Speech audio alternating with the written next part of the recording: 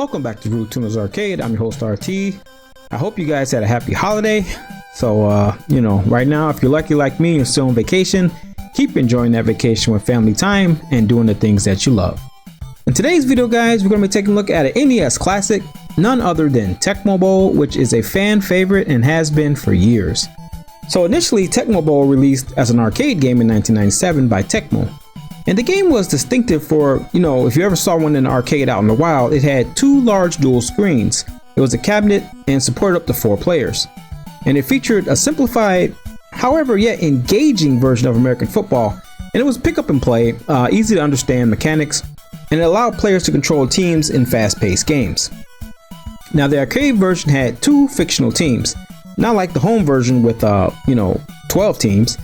The 2 teams the arcade had was the Wildcats and the Bulldogs. That was it. And supported up to 4 players simultaneously. So, with the success in the arcade, now it was successful, but I feel like, in my opinion, when it got to the home console, that's what blew Tecmo Bowl up. Make Tecmo Bowl a home household name. In 1989, Tecmo Bowl was ported to the NES, where it gained even more popularity. Now, this version was notable for being the first console game to feature real NFL players, and that came in part to a license from the NFL Players Association. Now, the arcade version, like we said, it didn't have any licensing or anything. It was just 2 generic teams, but however, the arcade did have 11 players on the field at one time. Now, the NES version, it did cut down from 4 to 2 players, but offered a choice of 3 different gameplay modes. You had 1-player mode, 2-player mode, and the coach mode. And coach mode basically is where players could only select plays, unlike the arcade version where players directly controlled on the field actions. Now the gameplay, it is simplified compared to real American football, with teams only having 4 offensive plays to choose from. And the defense requires the player to anticipate the offense's play selection, and it does open up some type of strategic gameplay in a sense. Now the NES version, while having fewer players on the field, now we only have 9 compared to 11, it did feature a roster of real, authentic NFL players. So the home version of Tecmo Bowl had 12 teams based on the top NFL franchises of the time. And these teams, while not using the official team names due to licensing restrictions, they kind of had a bootleg version of the team's rosters. And the game included Indianapolis, Miami, Cleveland, Denver, Seattle, Los Angeles Raiders, LA Raiders, not LA Rams, Washington, San Fran, Dallas, New York, Giants, not Jets, and Chicago and Minnesota. Now, how are the visuals on this game? Well, in my opinion, visuals were pretty good for the time and included smooth graphic animations. The sound effects were pretty good as well, with the sound of the ref blowing the whistle, the sound of tackles being broken, and the voice samples at scrimmage line, along with the announcement of touchdowns scored throughout the game. Another nice touch they put into the game was their own shameless plugs and advertisement for other games in their franchise, such as Rygar and Ninja Gaiden. And you can see this every time you see the scoreboard, primarily at the beginning and end of every quarter. And along with that, they even had a halftime show that featured random clips of cheerleaders, balloons, and band members playing in the band. Now, in my personal opinion, out of all the halftime shows on the NES at that time, Tecmo Bowl halftime show was, well, kind of cheeky.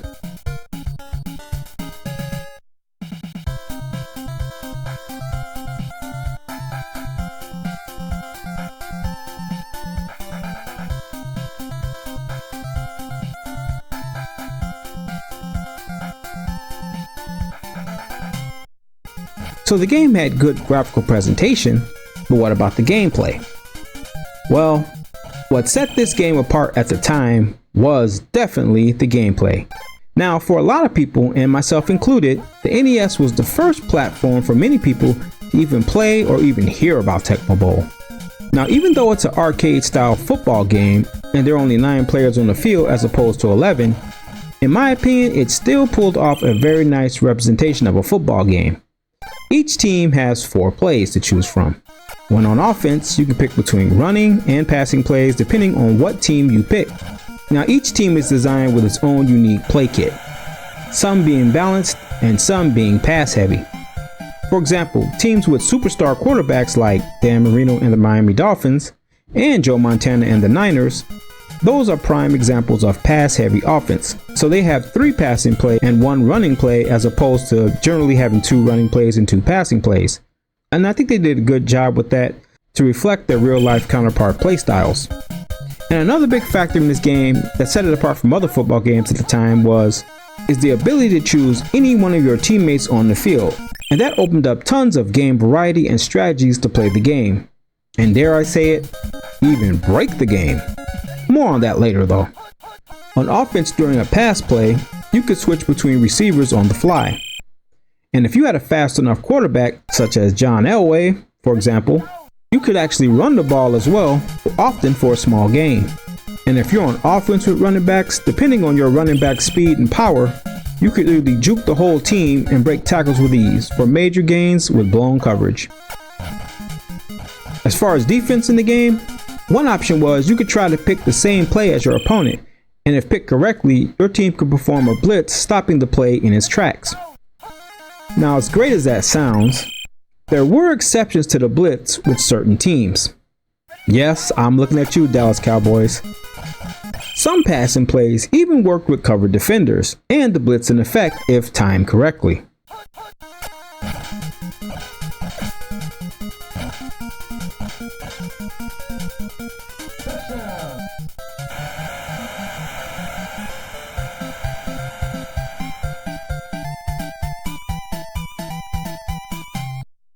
So overall, I feel like the game played very nice. Now, all teams in Tecmo Bowl, as we all know, weren't created equally.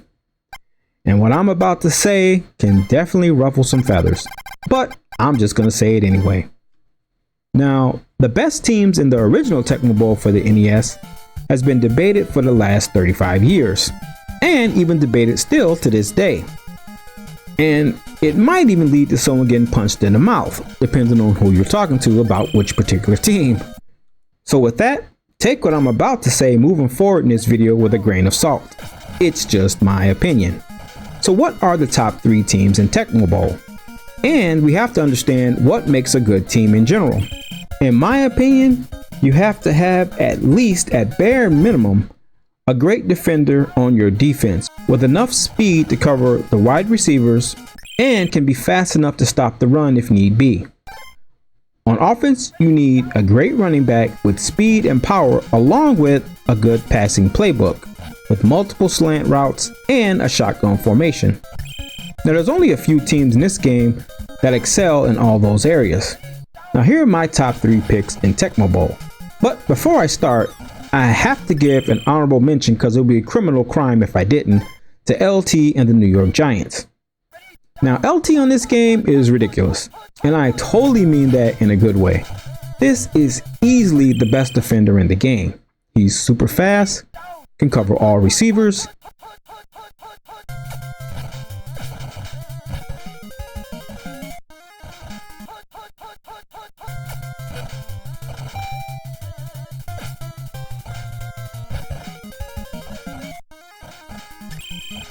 cuts through the O-line like a hot knife through butter, and almost always blocks field goals and EP attempts.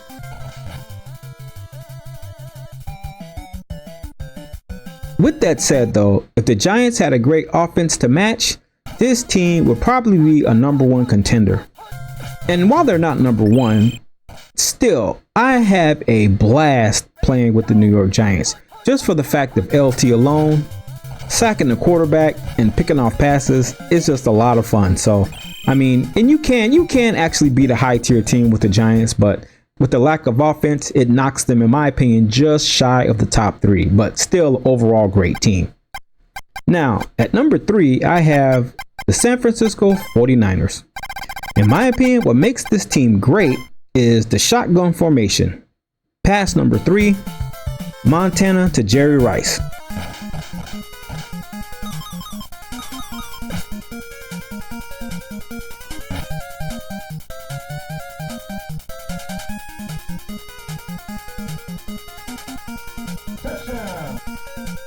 And on the running game, we have Roger Craig. That combination and the options of slants and routes to run in the 49ers playbook make them an unstoppable juggernaut on offense. But they have a pretty good defense just as well. With the speed of Ronnie Lott and his ability to keep up and outrun often at times the receivers, get multiple picks, and help with the running game, this team is a complete package. For me, the 49ers is a very good pick in this game.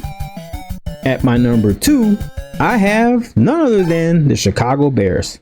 And as a Bears fan, I'm holding on to this nostalgic glory because honestly, as a Bears fan, that's all I got. The Bears suck. Oh, they suck. They suck. Their coaching staff sucks. The Bears suck. The pitifulness of myself. Ugh. Don't even let me get started. But anyway, in Tecmo Bowl in 1989, they are legendary.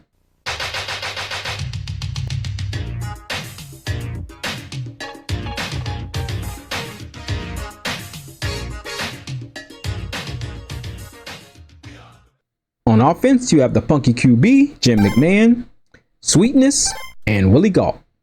Now, both of Peyton's routes are pretty good, but run 2 is definitely his best route.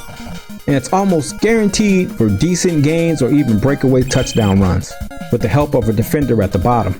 And when you get tired of running all over your opponent with Sweetness, you have the beautiful option to pass halfway across the field to Willie Gault for an easy touchdown.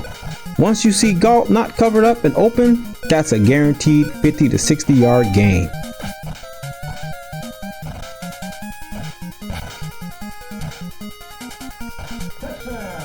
And on defense, all you gotta do is pick Singletary, and he can do it all. He'll take care of the rest.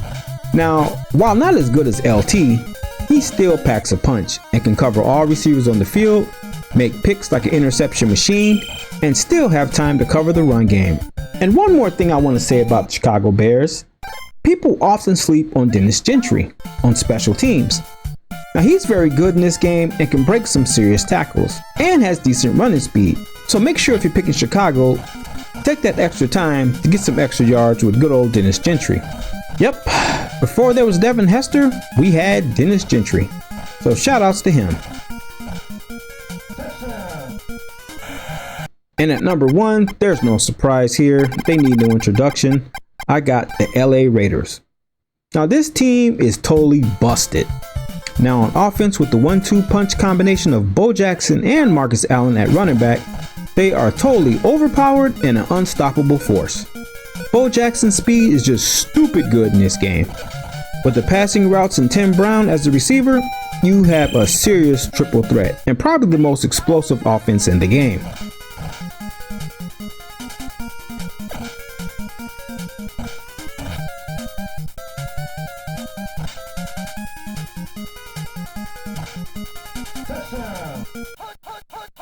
And on the flip side of that, with defense, you got Howie Long. Now, before he started doing commercials and went mainstream and even did a little bit of acting, Howie Long was a beast on the field, for those who didn't know. And in this game, he's just as good. Again, now not as good as LT, but who is. Similar to Mike Singletary, he can cover receivers, get the picks, and cover the run when needed. So I feel like the Raiders do everything the Bears can do, only the Raiders do it just a little bit better. So that's my personal take on Tecmo Bowl teams ranking, but I'm sure some of you guys got your own personal favorite teams. The one thing that is unanimous though is that Tecmo Bowl was a smash hit on the NES in 1989, and it opened up the door for many great games in the Tecmo Bowl franchise that would come later on. And these smash hits would come another one for the NES, the Super NES, and the PlayStation 1.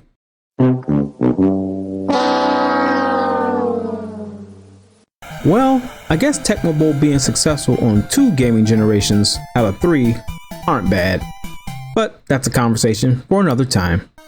So if you haven't played Tecmo Bowl before on the old NES, I highly recommend go giving it a try. And with that guys, please rate, comment, and subscribe as it helps the channel grow. And that way you don't miss any more gaming information or game reviews on this channel. With that guys, take care of yourself, protect your inner peace, God bless you, and we'll catch you on the next one. Thanks for watching.